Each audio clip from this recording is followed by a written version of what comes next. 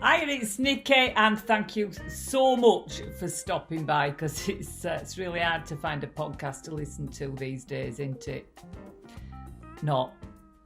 I think you'll like this though. It's called Be Someone, Not Everyone, and you're going to meet some really, really fascinating people. I'm not looking for super famous people, so don't think that Cher's going to come and sit next door to me. Well, she might. Who knows? But what I were looking for is people that have had a life, had a bit of adversity, and come out all the better for it. So get yourself a pot of tea, sit yourself down, and I hope you enjoy it. See you in a bit. Can't tell you how many times I've clicked flipping record and not actually, I haven't clicked record halfway through. Well, here we are. Another Be Someone Not Everyone podcast. Today's guest, and I've just realised I've got my glasses off. I'm that vain, they're going to have to come straight off. Oh, you can see this person knows me very well. You know when you meet somebody and you clap eyes on them and you just get this, who the fuck is that feeling? Well, that is exactly what happened when I met this person. I knew two things. I knew he was an absolute genius the second I saw him. And I knew that he was meant for greatness. I really did. And I also knew he'd be in my life forever. And thank you, God, I am blessed with marvellous people, I think is how people express that. But I know you'll agree with me when you meet this person. He's Northern Ireland's, if not the world's, most famous high-profile drag queen.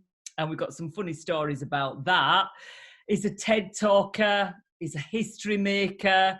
He literally works all over the world with massive companies as a thought leader, business leader, development coach. I think I've gone on long enough. He's also freaking good at putting makeup on. And I know he's probably looking at me right now and going, darling, you should have let me do your eyeliner this morning. Ladies and gentlemen, Marcus Hunter Neal. Hiya, Marcus. Hello, my little cherub. How are you? Oh, all the better for seeing you, my friend. Too. I miss not being able to hug you and just us seeing each other online. I don't think we'll have long to wait. We have had some adventures, but I just talked then about what it Debenhams in Northern Ireland. It was Debenhams in Belfast. We both started on the same day working for a major makeup brand. Yeah. What happened overnight?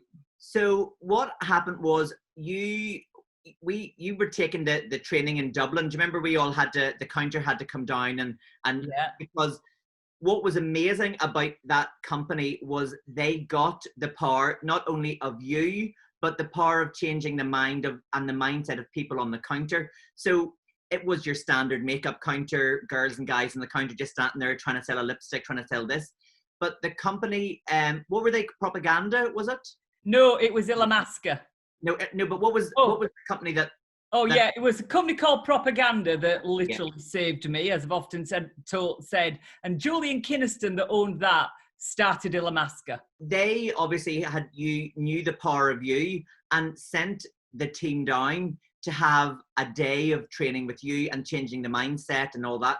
And then you were brought up, and it was amazing because you hit the floor, and I was like, great. I have found my tribe, because it's difficult when you're the only one that's operating at like, let's do it, come on. And everyone else is like, oh God, I haven't sold a lipstick yet and it's 11 o'clock. I'd be like, 11 o'clock? I would come on and I'd be like, I wouldn't take a lunch, I wouldn't take a break. I'd be like, right, let's sell, because we were in the credit crunch. So prior to that, when I used to work in stores, I would go on stores and lift a couple of £1,000 myself in a day. I would run events where we lifted £5,000 or £6,000 in a day. And then I went in, I then was asked to come back and go into Illamasqua, where the counter was lifting between 5 people, £250. £2.50. Yeah, and I'm like, what on earth is going on here? So you came on board and it was like brilliant. I have this amazing ally. We're on completely the same vibration. We're on completely the same page. And we hit, and we were in around the corner. We weren't even on the main fur of cosmetics. And we tripled, quadrupled, and blew that week's out of the target. We were taking in a day what they'd taken in a week. Yeah, in that one day, we quadrupled their weekly target, and to the point where all the other counters were kind of going, what are they doing? But we weren't doing anything other than that came natural to us and going, people sell to people. Yeah. And when you have a story and when you listen to people and you don't just go, listen, we've this new colour lipstick, please buy it. People are like, no, not at all. If you sit somebody down and you're great at this, you look at them and you go, come here a wee second, just do I show you this? Have you ever thought about this? And you've got children, you've got grandchildren, you've got this. Oh my God, that's lovely. Oh, well, I've got a son and he does it, And then before you know it, you've built up a rapport with somebody, and whether they buy it there or then doesn't matter, because they will come back because you have made a connection. They'll not go to the wee girl spritzing them down the hall because she's just spritzed perfume in their eye and be like, hi, and they're like, I didn't even like that smell anyway. Whereas what you and I are great at doing is making a rapport with people, and then we're not selling them anything that they don't want or they don't need, but we're enhancing their life. So then they go on to somebody else, and then everyone's going, oh my goodness, Joanne, you look gorgeous. What's that? Well, you want to go into them too in Elamasca. They were brilliant and they'll really look after you. I'll tell you what I remember about those days. People in Ireland are the friendliest people on the planet anyway, but I just remember there was a lot of emotion because you sell, like you say, you sell connection, you sell people, and to us it was, and still is, very real. I'm not interested in the money. I'm never going to starve. Yeah. I'm interested in elevating that person. And I remember the hugging. Mm-hmm. The customers hugging us. I mean, God, they wouldn't be able to do it now without being sprayed off in sanitizer and a mask on at the moment. But I just remember the hugging and the atmosphere, and all that time you and I realised that, again, we'd created something really special from nothing, just with words. Yeah. But life hasn't always been that way for you, and I know you've got many interests, and you're quite, your story is quite surprising. So, tell us about your early days in Belfast. Yeah. So the thing is, why I think I am a good communicator and a connector with people is because I have no academic knowledge and I don't have any qualifications. I'm really severely dyslexic. I can't read, I can't spell, and I can't write. And I can't count, so we're a proper couple. So we've got the full house. We're fucked. But the thing is, we can talk. Yeah. So I had to learn very quickly because I went to a school where basically I was just put into the wrong school completely in my secondary school. I should never have been there. It was basically it was like a cattle shed for kids, no hopers. Teachers didn't have any thought to teach the kids. Kids had no thought for a future for themselves. And I was like, I want to be something. I want to do something. How do I do it? And slowly but surely, this ray of light was sometimes when you have so much light, you cast the shadows on other people. So they try to dim your light. So for 5 years, from students and teachers and an entire school, they tried to dim my light because I wasn't what they were used to. And that's when you look back at it then, and with the learnings and stuff that I've got now, that's what it was. I frightened them because they'd never come across.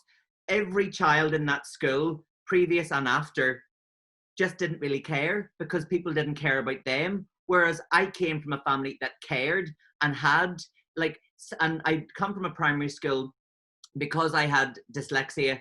The primary school teachers drummed into me, and I really put them down and credit them to a lot of my mindset and success, because they instilled in me, you can do anything you like. You can do anything that you want. There is nothing you can't do. Just put your mind to it and work hard and you can do it. And one of them was really into clothes, and she'd always be getting clothes out of catalogs, because there was two teachers that that I worked with in the same classroom, and she did this thing which blew my mind.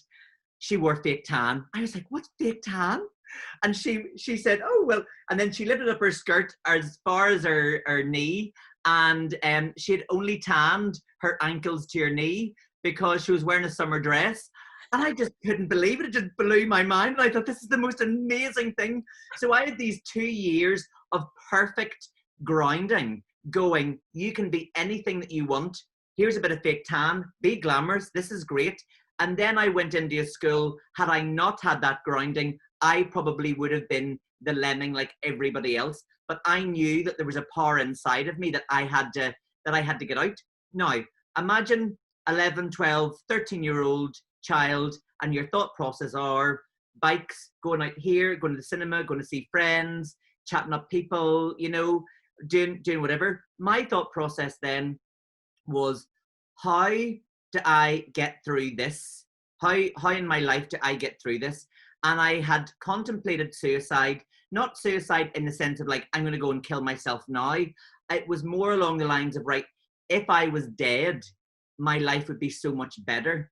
And then as a child, now imagine this is the thought process of a child who hasn't any education and is trying to work all of this out. And I'm going, right, well, if I take my life, because the oldest person at that stage I knew was my great-grandmother, and she was 91. So I was like, right, well, if she lived to 91 and my secondary school is only 5 years, then I've actually more life to create for myself after that. So I'll just ride it out. I will just ride it out, and I'll work hard, and I'll do whatever it takes, and I'll just get out of here. And I did. I came out the other side. I got all the awards that there was at prize nights. Surprisingly, I didn't take a day off school, even though I was beaten daily and spat on and urinated on, and teachers didn't give two shits about me, and they were looking down at me. But the reason I didn't take a day off, because when I was in first year, I was in the choir, surprisingly, and I can't sing for shit now, though my voice broke. And I was in the choir, and there was this girl sitting next to me, and she was a third year, and I was so excited because the choir was singing at the awards ceremony. And so we were practicing and everything, and then this girl was getting 2 awards, and she came back down, she sat next to me, and she's like, awards, I've been at every one and they're just so boring. Whereas I was like, imagine getting an award. That would be so exciting. I would love to get an award. So because I was at the awards night in first year, so I hadn't been at the school a full year, then there was an award for number 1 attendance. So if you didn't miss a day at school, you got up on stage, and I was like, well, that's it. I'm not clever enough to read and write, but I can be at awards night every year if I just show up. And that's the main thing in life. No matter what happens, show up. So not only every year did I get full attendance, I also got other awards on top. So I was going up on stage and getting 3, 4, and 1 year 5 awards, you know, in this. And my dad was just like, what? Where did you come from? Like, where on earth did you come from? And that was the thing. I thought, these awards, when I go out into the main world, will be everything, because people will go, well, he's a hard worker, so he might not be able to read, write, or spell, but he's got all these awards, so he must have something. So at those days I was going, if I can have something. So it was in me then to progress on further. And then I left school and I thrived. I literally thrived. I started into drag because I was very flamboyantly fabulous. Sorry, I started off in special needs because when I went for a careers lesson, the careers teacher said, went around the class and said to everybody, this is your first careers. What are your thoughts on careers? Went around the class. Some were like, they wanted to be unemployed. They wanted to be on the dole. Some of the girls just wanted to get babies so that they could get a house. Some of the guys one person wanted to be a cleaner. That wanted to be a cleaner in the local shopping centre. And one guy wanted to be a drug dealer, right? And the careers teacher said, right, okay, so where are you going to get the money for drugs? And in those days, your benefits were sent out to I think you got the cash because you didn't have the electronics that you did. So he said, what I'll do is, which was, I suppose, brain savvy enough, I will collect a week's or whatever it was, 2 weeks wages. I'll say I've lost them and get a crisis loan, but the week before I will have got a crisis loan for furniture for my house. So I'll have 2 crisis loans, and that will buy my first set of drugs, and then I will sell those, and then I'll get the money back, and then I'll get my house paid for, housing benefit, and then all the money that I make from drugs are just going to be my own. And the careers teacher, wisely enough, said, well, you have a really good business brain, you get how that works. So why would you not put that into like a legitimate job where you don't have to worry about potentially going to prison, because at someday you will go to prison if you do this. And he was like, nah, because if it's a proper job, you have to leave your house, and I don't want to leave the house. So you had all these people that didn't really have a career, didn't really care. One person wanted to be a drug dealer. That's great. You could be. Then it came to me. And again, what I'm about to say will sort of put into context just what a different child I was for that school. And I said, well, I'm not sure.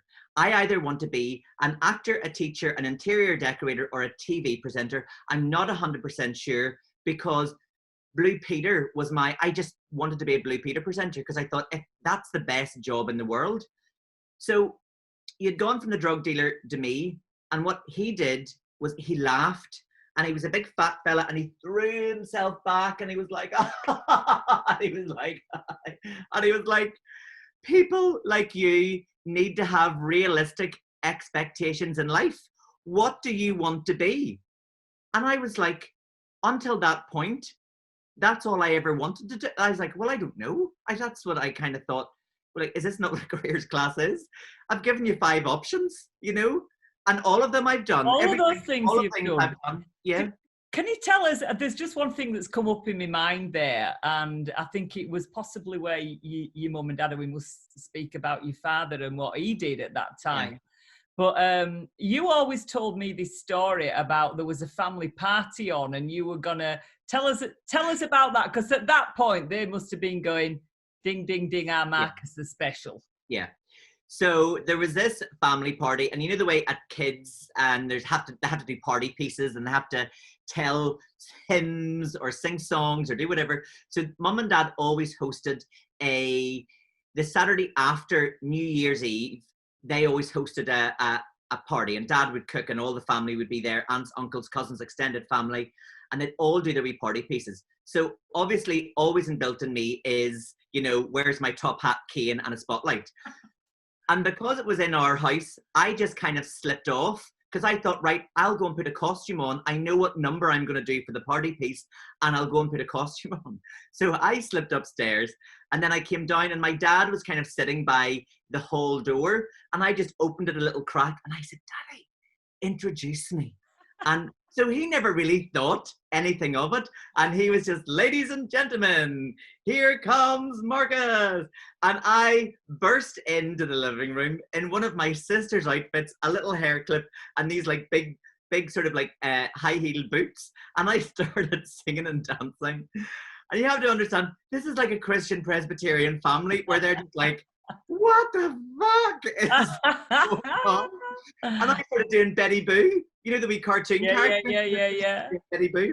But the nice thing was, I'm sure there was lots of tongues wagging afterwards, but never enough that I ever felt uncomfortable in my own family, which was great, which is why as well I have such a good, solid head on my shoulders. And the lovely thing is, when I look at the very best of mum and the very best of dad, I have both. Yeah. I have managed to extract from their DNA the best core essence of both of them combined into one person. And it's only as an adult that I'm starting to evaluate myself and who I am and what are my core beliefs and where, like, why am I the way I am? And then I look back and I go, I have the very best of my mum and dad. And that's not always the same for everybody, because some people get the worst of both parents, and then you know, or maybe they've never been shown love or respect. And maybe that's a choice of what you do with it. You know, if you are the worst of both, or you think you're the worst of both people, even that is how you think about it. Yeah. But I know, and if anybody, you know, can just catch this, it is brilliant. You'd made a documentary about your father and your relationship with him. And it's still on BBC Sounds. I think it was on BBC Radio 4. What did your father do? And tell us, you know, why, if everybody hadn't already worked it out, why your relationship with him was so significant. What did your dad do? So growing up in Northern Ireland, when I did, we were in the height of the Troubles. So the country was in civil unrest, and there were shootings and bombings and every day. And my dad worked in the Maze prison, which housed all the political prisoners. Now, that at the time was the most dangerous prison in all of Europe, right? Yeah. Because of everybody that it housed. And my dad, the hunger strikes had just ended, and there was no gym, there was no training facilities, there was nothing, because the hunger strikes were so severe. The entire compound were in lockdown, and we can't, you know. So they were resolved, and they said, right, we're bringing back the gym. And my dad got the job as the head of running the gym in 1981 or I think in 1981. And he stayed in that job from then right up until it closed during the peace process in 2000. So then all the prisoners were political prisoners as part of the peace process were released.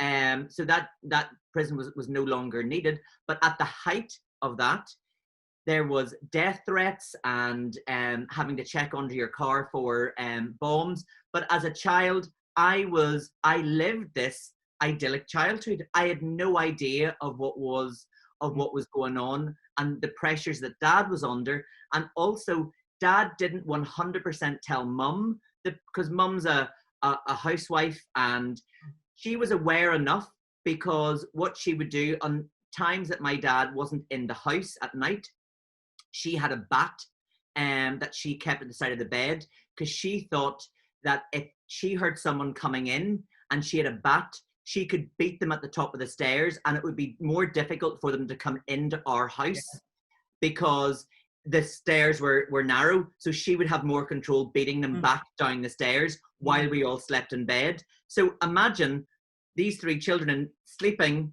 in bed, having this lovely idyllic life. And that's what my parents was going through at that time. And I just find it really interesting that there was your dad going to work with some of the, you know, hardest core, most dangerous men on the planet. Yeah. And then, you know, he had this incredibly beautiful son who was extremely sensitive. And, you know, when I say there's a couple of amazing memories of Marcus, but one, we've just been laughing about it before we clicked record. But you came to stay with me in Firth, where I live, and we were walking up Victoria Street. And Marcus is so beautiful. I mean, honest to God, we see him in real life, and you actually stopped the traffic. And I didn't want anybody to know that you weren't actually my boyfriend. I think at that time, you know, please don't let them know the truth here. But I remember one woman, you know, she slammed the brakes on. No. She turned and she literally just watched you walk by. You have got this angelic and I mean that, you know, I really mean that. You have just got this presence. So it was like there was everything in your house. You know, your dad had, they gave you this amazing idyllic childhood, you know, with tension behind it. But your father completely supported who you were. And that is the measure of the man for me. Yeah. Well, that, you see, plays into why I genuinely think he is so great, because it wasn't until I made the documentary, I knew that Dad had got an award from Buckingham Palace for his work. But what I didn't realize, it was the prisoners who put my dad up for it wasn't the prison service, it was actually the prisoners who wrote to Downing Street to put dad forward, because my dad always said their punishment is that they are in this prison, that they don't get to see their children grow up, they don't get to be with their wives and kiss them goodnight, and that is their punishment. So he set the gym up like a sports facility. So each H blocks could come in, and it was teas and coffees, and we're going to do this training today and that training today. And it was very, in those days, it was very football and rugby, but there was a lot of like IRA prisoners and Catholic prisoners, and they were into Gaelic. So my dad was like, right, okay, well we'll bring in, I'll bring in a Gaelic coach, and that way you guys can train the way you want to train, and you guys can train the way you want to train. And then he would set up, and there was a funny story that it was just off the back of the hunger strikes, and dad took the first football class. It was the first football class, and the thing about the hunger strikes were they wanted to be independent prisoners. They didn't want to wear prison clothes. They wanted to wear their own things. So dad brings them all out onto the pitch, like, right, okay lads, okay, you wear the yellow jerseys and you wear the orange jerseys, and we'll get started, football. And they were like, oh no, do you not get that this is we've just come out of the hunger strikes, and you're not allowed to tell us what to wear? And my dad was like, well, do you know what it is? It's very difficult to play football 5-a-side if you don't know what team you are. So stick on your jerseys, or else one half take your tops off and one half keep them on, right? So they were like, hold on. So then they went and had a wee discussion. They came back and like, right, okay, we'll wear the jerseys. But it was funny because my dad had a way of connecting with them that was so special, and his core team was with him right the way through. He didn't have a high turnover of staff. He had the staff that he had basically from day one was with him until the place closed. But you have that gift, and it's amazing what you learn from people. I mean, is it genetic? Yeah. But I've seen you people that work for you would follow you to the ends of the earth. Yeah. There is no question. And, there's something else that's occurred to me. And Marcus always gets somehow what Marcus wants, because I know you. I speak to you every week. I forget what you do. But actually, there is nothing that you have told me that you are going to do that you haven't done. Introduce us to Portia. And I just want to tell you another, which I think is a funny story. So there's two stories here. Marcus, or Lady Portia, was on the front page cover of the Irish Daily Mail, right? And I couldn't understand this, because I'm getting all these messages going, Nikki, there's a picture of you on front at Daily Mail. It's an amazing picture. When I looked, it was him. And so Lady Portia's got lots of red hair, lips, and she's everything that I would ever have wanted to be, but didn't quite make. So tell us about how you met Portia, your alter ego. Yeah. And you and I once did a charity event together. They asked me to host this event, and I thought, there's only one person can do that. And nobody believed you were a man. Nobody. The funny thing was, you were in the back of my car, and we pulled up outside a kebab house, didn't we? Oh my God, I know. I got you. You being a vegetarian, I should get me a mixed meat kebab. So I goes in. I thought, well, I can't have her getting out a car in them. It's featherboard and bloody bask on. It was It was a special kind of event. What was it? It was the launch. Burlesque. It was, but it was the launch of a cancer calendar celebrating what people looked like after their surgery. Absolutely, and you've done loads of work in that regard, but you had this bask on. Anyway, I went in, ordered you this thing, and I could see this man watching you as he were making things. He's looking out a window, and he just says, just tell your friend in the back of the car, she wants it, just to come in. And I said, do you know what, darling, I'm not being funny. She may well come across, but I think you'll be in for a bit of a surprise. Yes. Yeah, it was very funny. And Tell us about when you first, how did you create Portia and how did you make history? So the story of Portia is, as always, I've been all singing, all dancing as a child, and always had the safety in my own family to be myself. So whenever I started, and I used to dress up and everything, it was funny because when you're in P1 and everyone's saying, what would you like to be when you grow up? And then people are going, I want to be an astronaut, I want to be a policeman, I want to be a fireman. I'd be like, I want to be a bridesmaid. Because I'd seen bridesmaids, I thought they were so pretty. And I was like, I would love to be a bridesmaid. And nobody really said, you can't be, boys aren't bridesmaids. They were just like, oh, well, maybe, yeah, a bridesmaid or whatever, or a bridesman or something, you know. So it then came to, I could dress up and everything at school, and before the primary school that I went to this real hippy dippy, brilliant school where it's called the Rudolf Steiner, where they teach you all about creativity first and expanding your mind before they put academia in. So it's all color and dance and movement and dress up and self-expression and who do you want to be. So that, and then I could dress up. They had a bridesmaid's dress in their dress up box, and they allowed me to dress up anytime that I wanted, and that was great. So I then went into performing arts, and surprisingly, and all of my girlfriends, we would have things like Sunset Beach parties and get all dressed up and everything, and as the characters, and have wine, and because Sunset Beach was on Channel 5, and it was 5 hours on a Saturday, so we would like reenact the scenes. So I started doing drag properly, like just with my girlfriends then. And then I started in college, and there was no performing drag queens. There was nothing. There was no internet. Everything was on cassette tape. CDs were just like, if you had a bit of money, you had CDs. But we were students. We didn't have CDs. It was tapes. So I started. One of my friends was doing fashion, and his other friend and him were in like this dance troupe. So we started, he made this outfit that was totally outrageous, and I put it on and wore it out. So then it got a lot of attention, and he was starting to do a bit of drag, but drag wasn't a thing. It was just like these guys dressing up and for a night out. And then we came up with this idea of, you know, in other cities, they have like a scene, they have like shows and what have you. And in Belfast, we didn't. There was one bar, there was no entertainment at all, except for on a Saturday, one straight woman called Donna, who did karaoke from 1 to 5.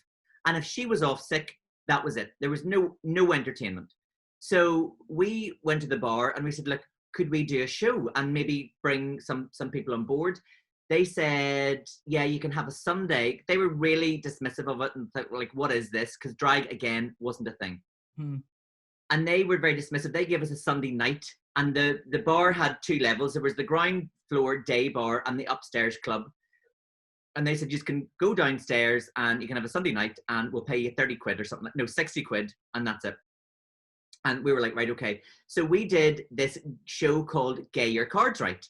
And that, we did an opening number collectively, a solo number each. We played the game. We had a bit of banter with everybody. After the game was played, we did another solo numbers and a finale, right? So a nice package of entertainment.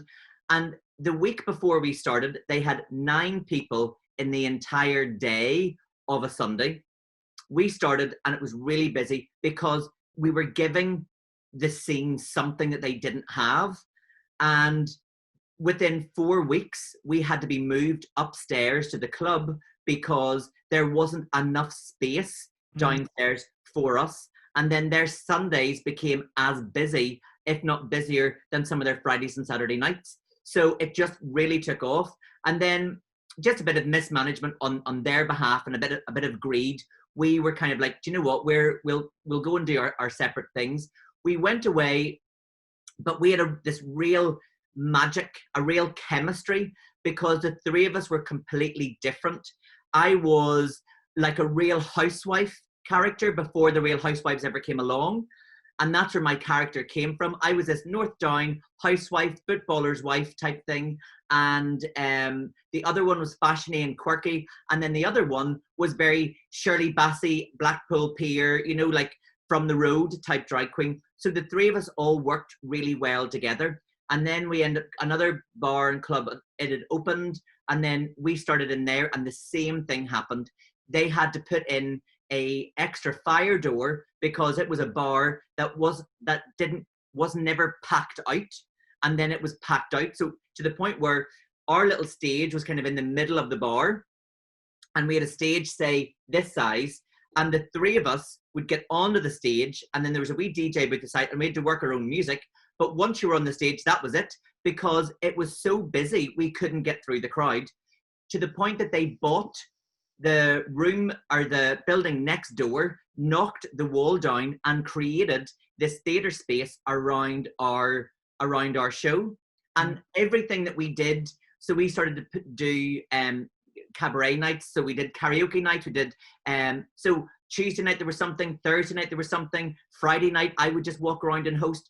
So we created entertainment on the scene, which is still going 22 years, 21 years later, you know?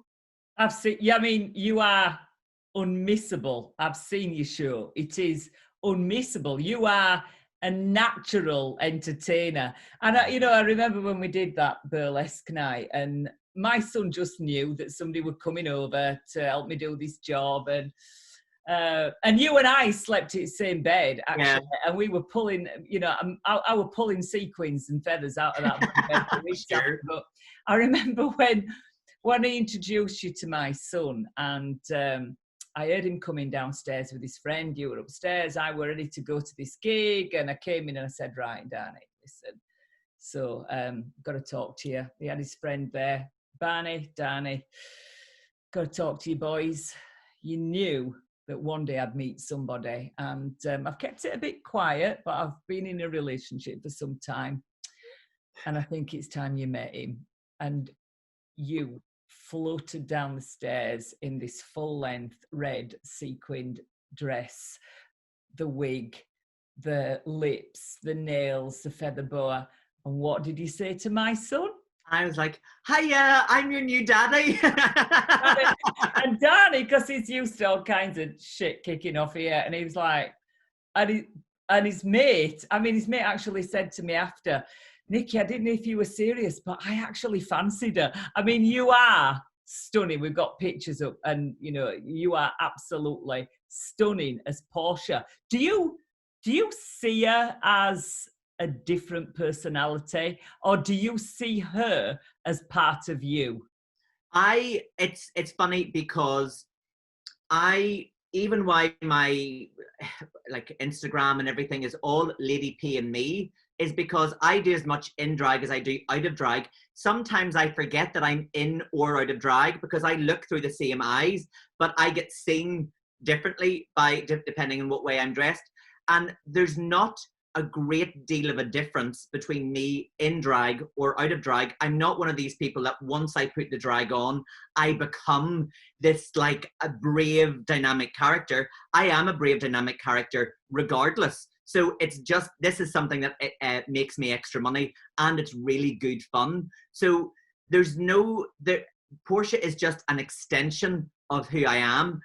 But I learned very quickly there was a real power in it, because as Marcus walking into your room wouldn't command the same attention as Portia walking into your room. So it was a great tool, and a great tool as well, because back then, gay wasn't really it wasn't as in vogue as it is now, and lots of people were nervous about coming out. And whereas I started to go into straight bars as Portia, and I was the first introduction to gay, or what gay is, or the concept of like people are different in back then. And I would host in these gay bars, but I would be great fun and all that. And I got lots of feedback from people over the years going, I could come out because my mum would always say, oh, like gays can't be that bad. Sure, Portia's lovely. And lots of people going, well, sure, they all can't be bad. Portia's lovely. So I kind of set started to change the mindset of people by just, again, like back in school days, showing up and showing that, yes, there is a difference in difference, but we're basically all the same. And that was it. But it's funny because I couldn't do that as a gay man. I had to package it up as Portia because that was more palatable for people back then. So as a gay man, I would have got resistance, but in drag, you know, I was able to disarm people who would have been uncomfortable. See, when I sit with Portia, I know it's you, but I feel like I'm with a woman. Yeah. You've got better legs than anybody I know. And for me, you are that person. I think of it as being two separate people. Yeah. Is it Marcus or is it Portia that's turning up today?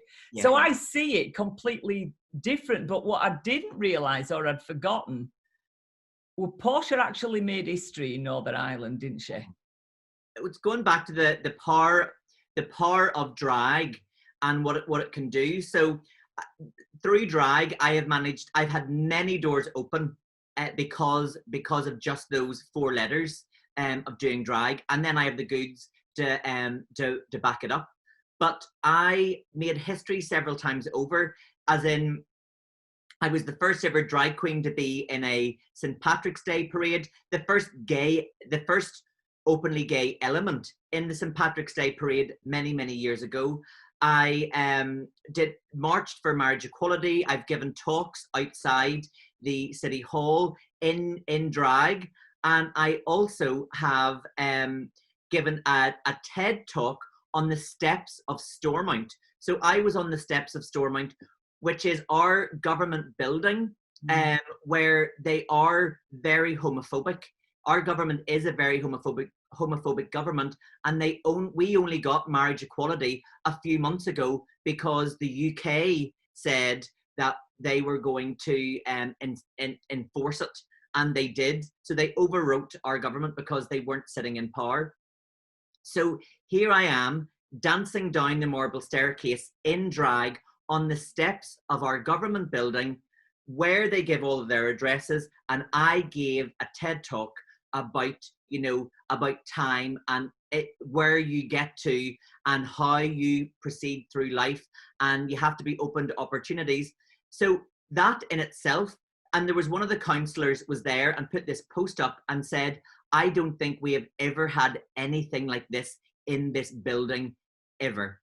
And I danced, when I came in the staircase, I danced down the staircase and I came onto the portrait of the first ever First Minister of Northern Ireland, who in the 70s ran a campaign called Save Ulster from Sodomy, because he didn't even want homosexuality to be legalised.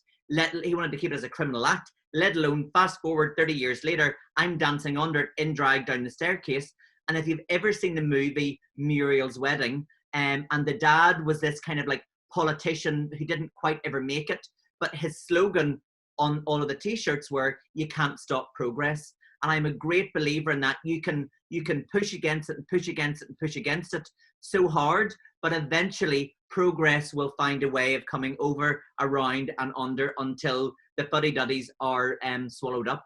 And then after that TED talk, because it went across so well, and it's that thing of being a palatable change for people. You go in, you catch more flies with honey than you do with vinegar. So had I got on those steps at my first opportunity and swore and effed and blind and called out everybody in it, I didn't. I went into it in a way of going, I am totally different to anything you've ever seen, but there's nothing wrong with that.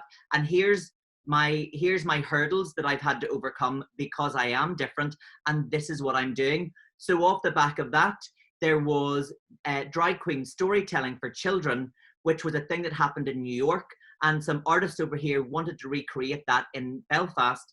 And because I was palatable and I was user friendly, I did the first drag queen storytelling for children in all of Ireland. And it was, lucky enough, it was just down the road from my house. Got ready in my house, and it was 2 blocks away, and I just tootled down in my high heels to the nurse or to the library, And what's really interesting about that is I'm a great believer in everything happens, and everything you do leads you to the point that you're at. So I had said that I had worked in special needs because that teacher said, you know, you can't be the things that you want to be. But what was a great life lesson was it gave me 2 years of special needs and working with children training in the back of my mind. So if you can work with special needs and you can get your point across to them in an easy, palatable way, life's easier for everybody. So I got into the library, and all these kids were there. But I knew that I dressed lovely. I was like a sugar plum fairy type thing. But I was in shoes that raised me up. So to these kids, I'm like a giant. So again, going back to my training, I got down on my hands and knees so that I was at their level, so that I could look them in the eye, because the storytelling was for them. It wasn't for their mums and dads for Instagram. The storytelling was for them so that they can see me and what I do, and homosexuality and transgender and, you know, lesbianisms. That's normal, you know, so they don't grow up going, oh, it's a drag queen. Like so many things you see on television will put something that's gay as a feature.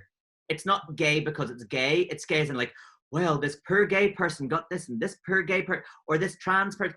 They don't, it's not really a, you know, like an everyday type thing. Things like This Morning, I think, are doing brilliant because they've had Ryland and his husband and the gay doctor all sitting, at one point, they're all sitting around this table just normalizing it.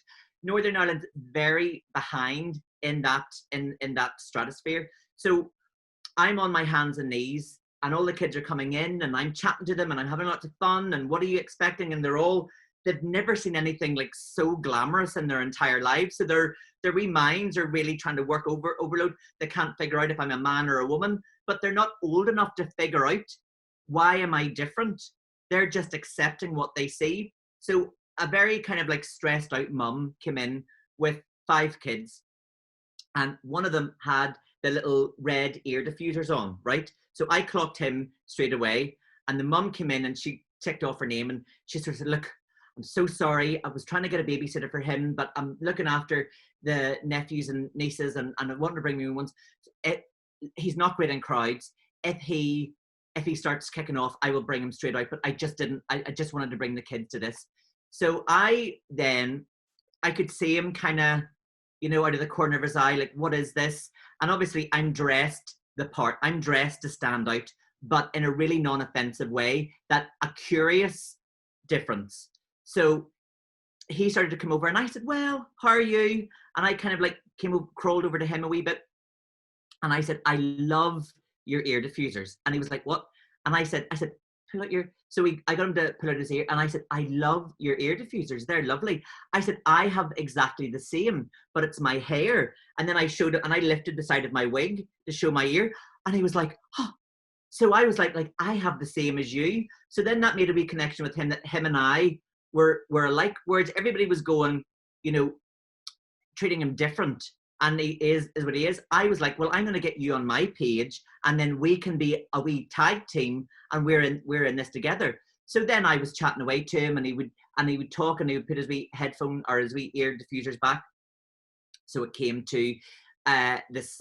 Instead of saying Simon Says, I did Portia Says. So Portia says, stand on one leg. Portia says. So then I was like, and I remembered his name, and I said, make sure, isn't John doing a great job? And I would remember some of the kids' name, but and point them out. But I made a point of making him feel really special. So then I'm reading out the story, and you know the way kids kind of like sit in their bums and their legs up, and then they push their bum back, and then they put their knees up, and then they push their bum back again, and they get a bit closer and closer and closer.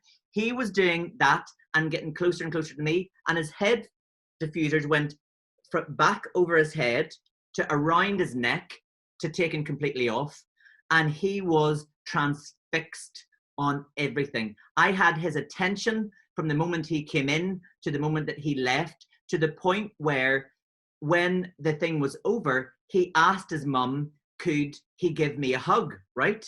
Now, The mum photographed this because her jaw is on the ground. This is a child that doesn't like crowds. It's a child that doesn't like strangers and doesn't like new things, asking to hug a stranger at the end of it. And that, had I been a normal storytelling person, that connection wouldn't have happened. So there is a power and a magic, if used right, to drag. So I got that child to stop and listen, just like when I've been standing at rallies outside the City Hall, I'm able to package up the inequality of not having marriage equality in this pretty package that makes people stop and think. And it's all about how you package your words. Yeah. I mean, I absolutely get what you say, but you have got that affinity, whether you're Portia or not. But I completely understand that the way you use her persona, I'm speaking as if she's a different person now. Do you think you'll ever go into politics? I don't know that I would. I never say never to anything, but I hate inequality, and I think there's a lot of dirty politics and a lot of underhanded things. And once you're in that sphere, you are gagged quite a lot. Don't be saying this. It doesn't reflect the views of the party. Don't be saying this. Whereas as an individual, I can probably make more change with my voice untethered than I ever could in a party. Because as yet, I don't know any party in Northern Ireland that would want a spokesperson as a gay or a drag queen. You know what I mean? And I wouldn't be opposed to doing that. I just have bigger fish to fry on a global scale than worrying about petty politics in Northern Ireland. There's a bigger world out there for me than just worrying about who's crying over what in Northern Ireland. And you change every world that you walk into. And I said in your introduction, you work with massive companies all over the world, and people would follow you to the end of the earth, because not only do you know the game and you can help people, but your heart is the size of the universe. And when we think about, your childhood, and you talked to us about, feeling suicidal.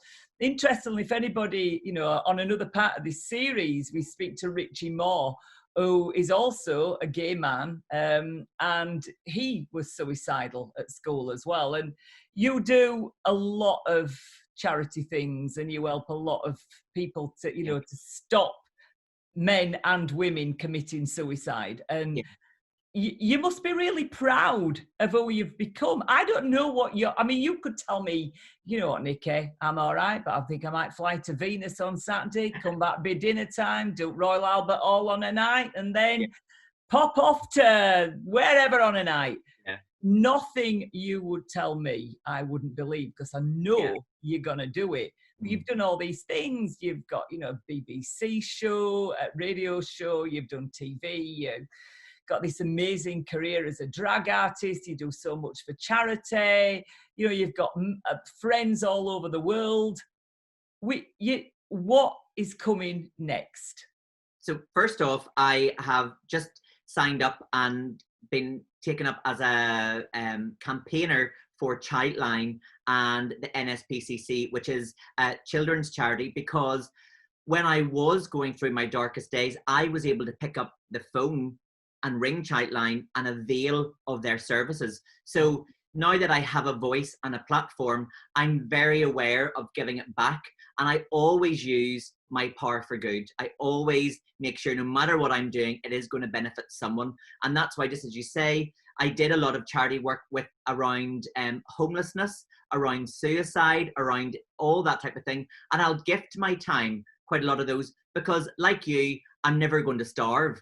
But I know the power that I bring to what would be like a very mundane charity event, but you bring Portia into the mix and you've got a few numbers and a bit of crack with everybody, everyone's had a ball.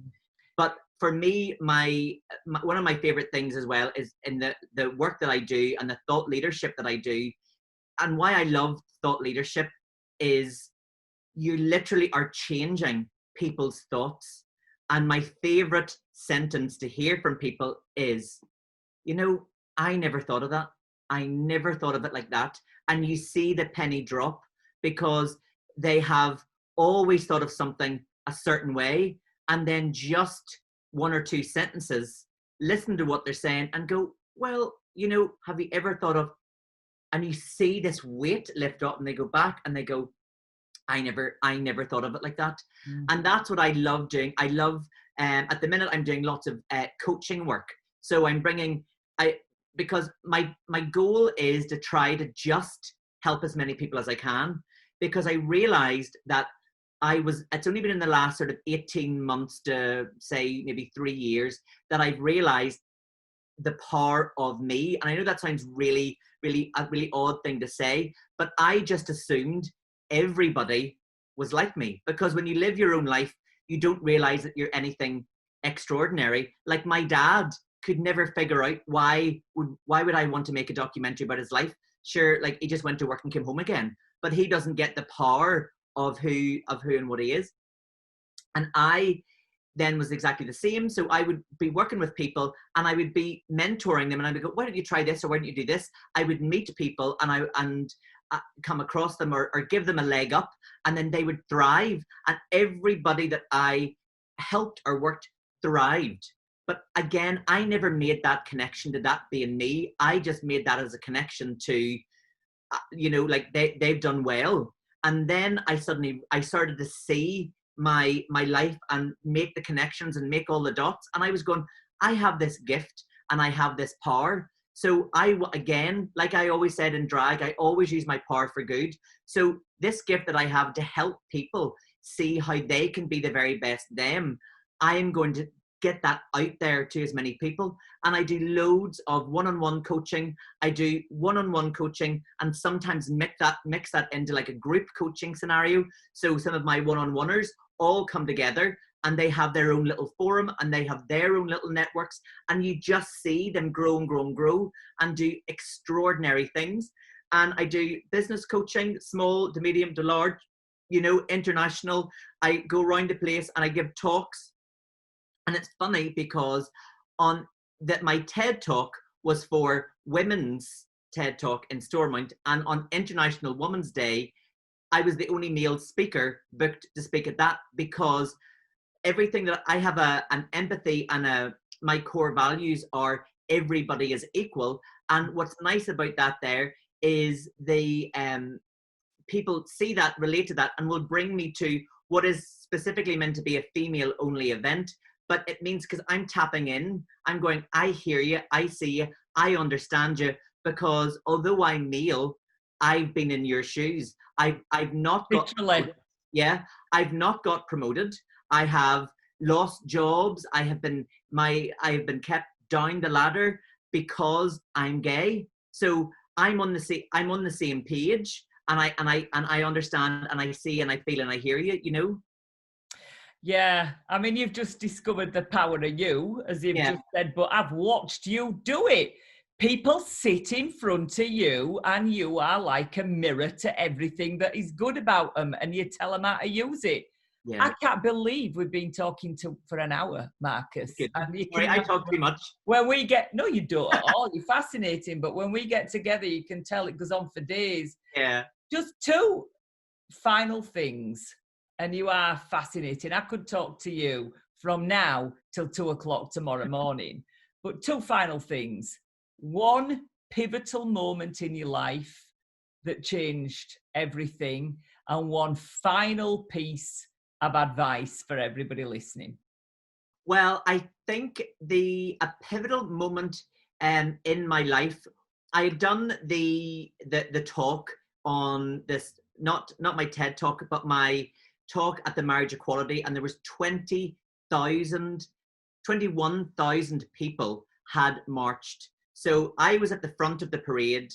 I was leading, holding the banner. I did it in high heels. Never do that again. Never walk a rally in platform stilettos. Not yourself.